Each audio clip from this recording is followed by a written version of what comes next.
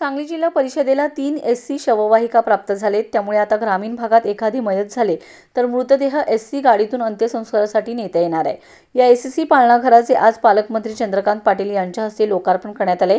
या एससी शववाहिकेमध्ये शव ठेवण्यासाठी बंदिस्त काचेची पेटी असून बाजूला नातेवाईकांना बसण्याची सोय आहे। एखाद्या वेळेस तालुक्याच्या ठिकाणावरून गावापर्यंत शव न्यायचा असेल तर ही एससी शववाहिका फार उपयोगी ठरणार आहे।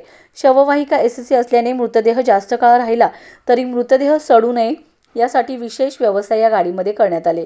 आज या शववाहिकेचे लोकार्पण करण्यात आले। याच्यामध्ये ह्या ज्या 3 शववाहिका आम्हाला प्राप्त झालेल्या आहेत या सार्वजनिक आरोग्य विभागाकडून स्टेटच्या निधीतून आम्हाला प्राप्त झालेल्या आहेत। त्याच्या परिचालनाचे देखील निर्देश आम्हाला लवकरच प्राप्त होतील। एक चांगलं उपक्रम आरोग्य विभागाने राबवलेला आहे आणि जिल्हा परिषदेच्या नियंत्रणाखाली आम्ही इथून पुढचं त्याचं देखील संचालन व्यवस्थित करू। याच्यामध्ये आमचे निर्देशन आम्हाला लवकरच प्राप्त होईल।